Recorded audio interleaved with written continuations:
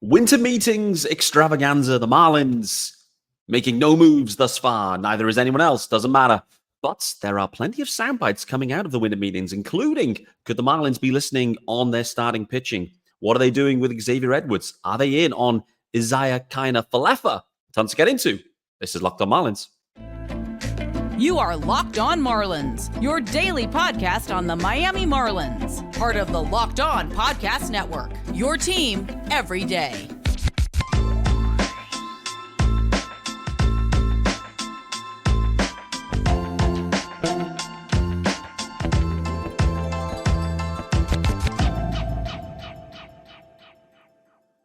Greetings from England and welcome to Locked On Marlins. This is your daily Marlins podcast. I'm your host, Peter Pratt. Hit me up on X, formerly known as Twitter, at Miami Marlins _UK. If you're listening to the pod, of course, hit subscribe. This is your team every day. And thanks for making Locked On Marlins your first listen of the day. There is a YouTube channel as well, guys. Make sure you head on over there and hit subscribe. That YouTube channel is called Locked On Marlins. Subscribe there and you will get the graphics and you will get the images, baby.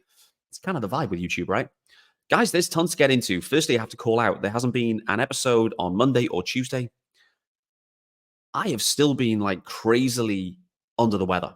Crazily. I don't know what's going on with this cold since Rome, but I cannot shake it. Right now, my right ear, I can't hear a thing out of my right ear. I've got this ear infection that's going on. My nose is running. I'm in the wars here, guys. I am absolutely in the wars. I've had last 2 nights. Get this. Last 2 nights, 0 wine. That's a red flag. 0 wine and asleep, not just in bed, messing around on your phone or watching TV. Asleep at 8:30 p.m. both nights. How about that? That is a bad sign. I'm feeling a touch better today, but still struggling. So I apologize as we go through this episode. There'll probably be some spluttering, some coughing, nose running. You know the drill. I'm trying my best.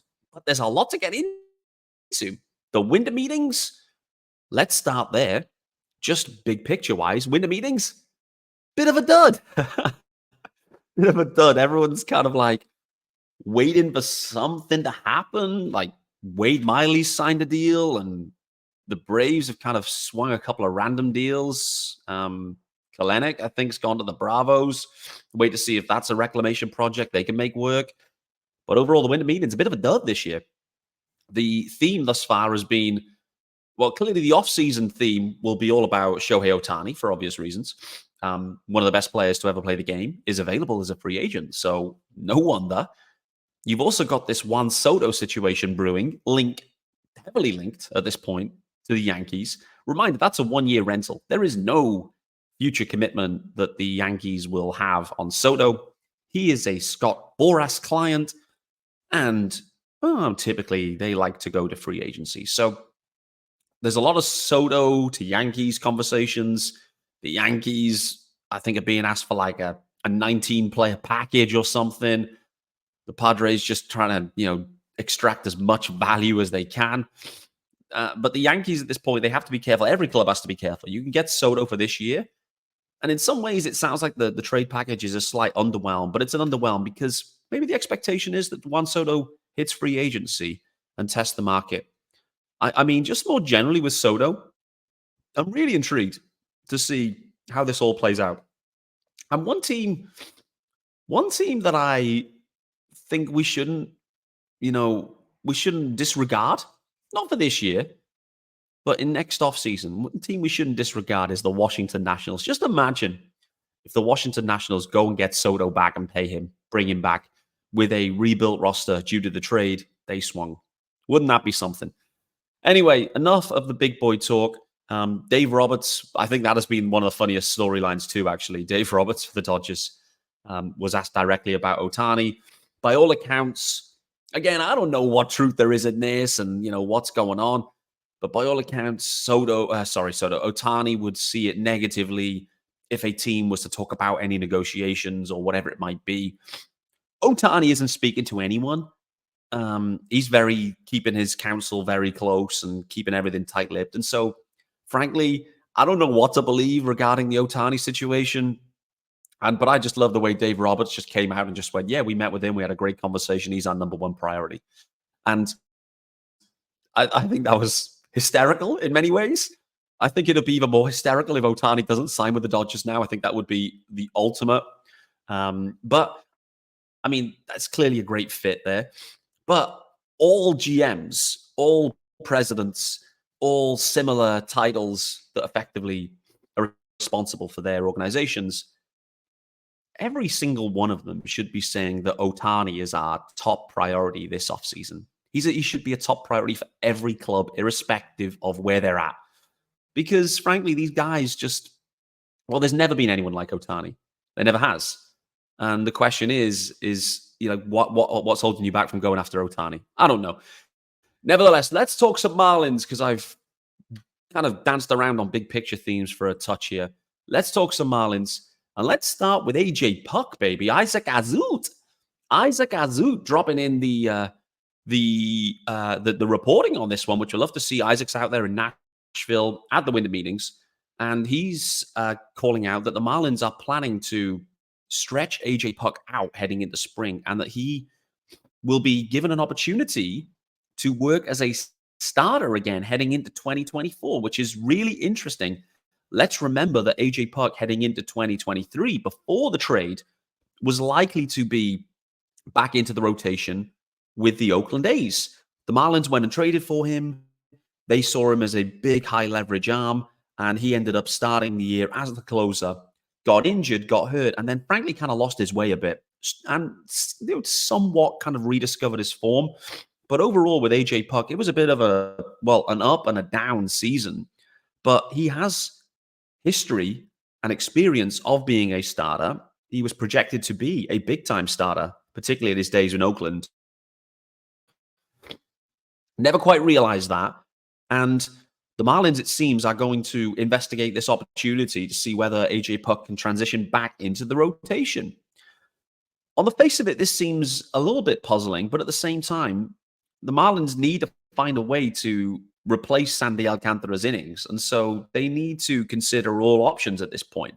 If AJ Puk is not going to be used in the closer spot, they've got enough lefty arms as it is, seemingly in the rotation, then, in the bullpen, then perhaps this one makes some sense. It doesn't feel like this is committed, but also this kind of feels like it's connected to just the Marlins just generally considering the need to move one of their current rotation, I think, in order to bolster the offense.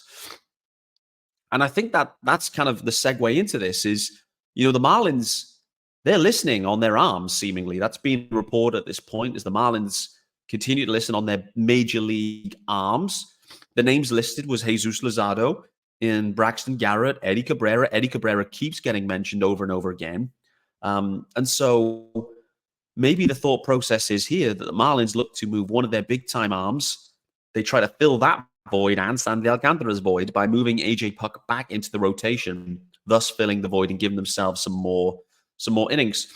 The thing is with AJ Puk, it may be that he is stretched out and is seen as more of a starter, but it may be one of them 3-inning type guys. I'm really interested to see the way the Marlins just go about managing their roster, managing their rotation, and just seeing if it becomes more like the Rays. Everything thus far points to everything the Marlins doing being more like the Rays. So I'm really interested to see how that one plays out. We'll carry on this conversation shortly, but before we do that, we'll get into our first ad of the day, and our only ad of the day, and it's our good friends over at Jase Medical.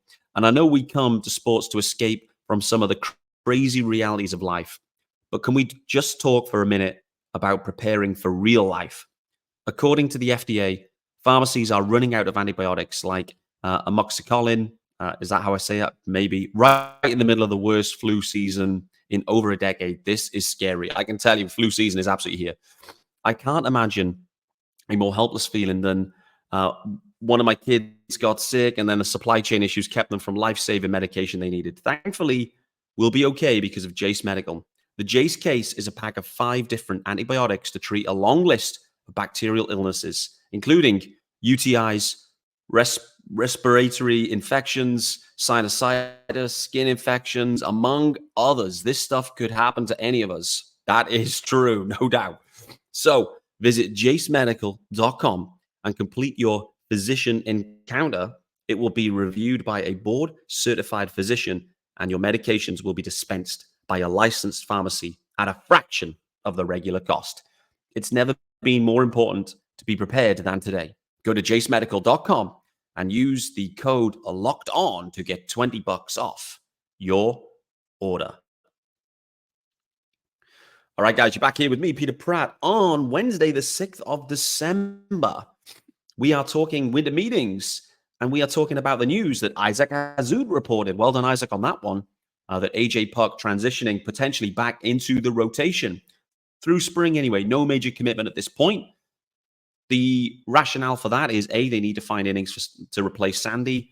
Secondly, they are listening on arms. Let's just go back into this. There's always been, I say always, for the last 3 deadlines, Edward Cabrera, it feels, has been discussed by the Marlins. And so naturally his name reappears. Braxton Garrett, career year last year. But for some Marlins fans, you feel like at this point with Braxton Garrett, are you potentially going to sell high on Braxy? Like, have we seen the best of Braxton Garrett at this point? Can he repeat his 2023 year? I think that's nagging in the back of some of our minds that with Braxton, like, it isn't truly real. I don't actually believe that. Like, with Brax, I'm perfectly bought into Brax. Like, it's not as sexy because the velo's not there, but Brax thus far has proven himself to be an above average arm, frankly. And here's the kicker, guys. Braxton Garrett right now, he's on league minimum. So is Edward Cabrera. I know Eddie has his flaws, and the obvious one being the walks. But if you can straighten that out a touch with Eddie Cabrera, you've got another absolute stud. And reminder, league minimum. When we're thinking about trade options, guys, and we're thinking about the way the Marlins will run themselves and the way that their budget situation and payroll looks right now, for me, everything simply points to the Marlins looking to move Jesus Luzardo. He's only got 2 years of control. He's getting more expensive. And frankly, this is the time to move. If they're not going to extend him, you have to be considering when to move Jesus Luzardo. Would they do it this year? Would they do it at the deadline? Who knows? But listen, if you're going to move one of the guys, you have to move the more expensive one with the least amount of control. That, my friends, is the business model. It's a painful business model because I love Jesus Luzardo. All the fans love Jesus Luzardo. He's expected to be the opening day starter at this point. But if you move Jesus Luzardo and you get a legit bat that can play shortstop for the next 5 years or more, then you have to consider that from a Marlins perspective. These trades are always painful.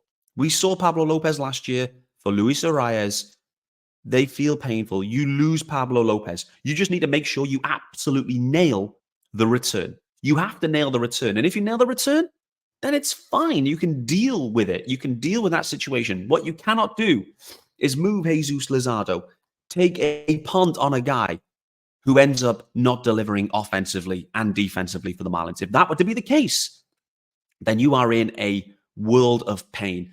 And for me, this is the thing with Kim Ang and her deals. I trusted Kim Ang from a trade perspective more than anyone. Kim was an 80 grade trader. I feel like it was either a fleece job or a win-win push every time, pretty much, other than Adam Duvall and Alex Jackson. We won't talk about that one. But I feel like that's where Kim excelled. I'm really interested to see how Peter Bendix operates now. And, you know, the pressure's on. Pressure is on because they're looking to create a similar deal where you move an arm like a Jesus Luzardo, like Pablo Lopez last year, 2 years of control, a guy that you love, a guy that's trusted. The Marlins are going to look to do the same with Jesus Luzardo. They are not going to look to move Braxton Garrett and Edward Cabrera. Why? League minimum and years of control. That is just the reality, guys. That is just the business model. And that's what we're going to see. At some point, Jesus Luzardo is going to be traded. And the Marlins need to make a move this offseason. They've got a glaring hole at shortstop. They've got other holes, to be honest with you, but when you're looking to move Jesus Luzardo, a legit number 2 starter in any rotation, then you have to be getting back a valuable, cost-controlled, multi-years of control, defensive and offensive shortstop. That's what you have to get back. Okay, let's briefly touch on a few other news and notes here before we get out of here and before I start a massive coughing fit. The Rule 5 draft is just started, actually. We're about 10 minutes into it. So I'm going to quickly look to see. I don't know what kind of pace they'll be going at. But the Marlins, obviously, there's a few guys. Oh, Naz Nunez has been selected by the Washington Nationals. There we go. Naz Nunez is gone to the Nats. The Nats must have had one of the early picks in that one. Victor Mesa Jr., who joined the show last week, did say Naz Nunez, absolute stud. I spoke about it last week too.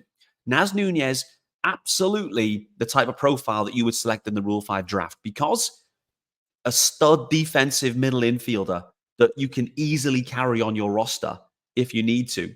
And then they can see if they can develop the stick. So Naz Nunez selected by the Washington Nationals. Haven't seen anything else just yet, but the Rule 5 is going on. I don't know. Well, the other names clearly that are knocking around, Troy Johnston is one of them. There's a few other names potentially, but Naz Nunez was definitely mooted as one of the guys that could be picked up in the Rule 5 draft and has been. I'll check again before this episode ends in 5 minutes. But let's talk about some of the other nuggets here. Speaking about shortstops, I'll kind of flex around here on the schedule. Peter Bendix asked about Xavier Edwards and what his future may hold. And it's fair to say there's been a little bit of like there's multiple things coming out about Xavier Edwards. He's going to take a bit of time in the outfield, seemingly. He's going to take a bit of time at shortstop, maybe given the opportunity to win the shortstop gig. However, Peter Bendix right now is out there saying, we don't believe we have an everyday type of shortstop on the roster right now. It's basically what he's saying. Hence why, just going back, hence why they are listing on ARMS. They're trying to find that everyday shortstop, guys. That's what's going to happen. They are looking to move Jesus Luzardo, in my opinion, for their everyday shortstop. That's what's happening right now at this point. Can they make a deal? We'll wait to see. They have to nail the deal, though. Can't emphasize that enough. They have to nail the deal. Peter Bendix and his tenure will be heavily linked to this deal. But Xavier Edwards will be given an opportunity. But the reality is they don't trust Xavier Edwards at shortstop. He isn't a shortstop right now. He's pretty much positionless at this point. He's blocked by Luis Arias at second base. For me, and I spoke about this a few weeks back too, the question is with Luis Arias is, do you protect him by moving him out of the middle infield? Either by having him play first base at some point or by DHing Luis Arias to protect him more generally. I thought he fielded pretty well at second base. The eye test looked fine. But Xavier Edwards is basically the same dude. He is not a shortstop, and the Marlins do have a gap at shortstop right now. What did dawn on me was just how good Joey Wendell was, like by the kind of metrics that you'd look into there at shortstop. Like, he had a great season there at shortstop. He didn't seem to be like overly flashy. I mean, it is Joey Wendell, so of course didn't look overly flashy, but boy, he was effective. And so that was one of the things the Marlins did get right there in transitioning Joey Wendell to shortstop, giving him that everyday gig defensively. However, the stick could not play, which we know. A guy that has been linked to the Marlins here is Isaiah Falefa, who spent a couple of years with Yankees, having been traded over from the Texas Rangers. When you look at IKF's profile more generally, you know, he's got a career 10 WAR at this point. So it's not like he lacks quality. However, a lot of that quality sits more in the defensive elements than the offensive elements. He has a career OPS plus at 81. Last season's OPS plus was 78. You know, he can steal a few bags, can hit for 250, 260, that kind of range. But overall, like IKF, it's not a huge upgrade, I would say, at this point. And so I believe that Peter Bendix and the Marlins are shooting higher than that. But in this market, with the way the shortstop market is, like, there's no, there's no crazy studs out there at shortstop. So I see kind of Falefa as a fallback option at this point. I think at this point, the Peter Bendix and the Marlins are heavily thinking about acquiring a shortstop via trade, likely with Jesus Luzardo going the other way. A lot of teams, or a lot of times, Edward Cabrera keeps popping up. It would not shock me if Eddie Cabrera equally is the guy traded. However, with Eddie Cabrera at this point, he has the flaws. You can see the flaws in Eddie Cabrera. The Marlins have tried to get deals done multiple times using Eddie Cabrera, haven't been able to get it done. Does Skip Schumacher still trust Eddie Cabrera? I don't know. There was definitely a falling out during the 2023 campaign. So maybe just Eddie Cabrera, his time is up. They have no wiggle room with Eddie Cabrera from a roster perspective. He is out of minor league options now. All right, guys. We made it past 20 minutes. I think I'm going to call it a day, but I'm just going to quickly check if any other Rule 5 selections have been made. I'm kind of nervous looking at this, but we'll wait to see. Troy Johnston stays with the Marlins, it seems. But Nasim Nunez is off to the Washington Nationals. So there we go on that one. Guys, we're going to wrap it up there. Appreciate everyone making Locked On Marlins your first listen of the day. Whilst Marlins news hasn't been plentiful, they are kind of waiting in the wings, it seems. For me, the indications are starting to be pretty clear in terms of the way this offseason is going to go. Couple of like stopgap vets, free agents going to be added, but really the blockbuster will come, an arm for a shortstop. That's what I see being the way forward here for the Fish. The Rule 5 draft has come and gone. Troy Johnson was not selected, but Nasim Nunez was. The Marlins are considering AJ Puk moving back into the rotation. It's not a bad idea. We should wait to see how it plays out. But if the Marlins do that, they do lose a leverage arm from that bullpen. And let's not forget, that bullpen in 23 was nails. Thanks for joining me, guys. I look forward to seeing you guys again tomorrow.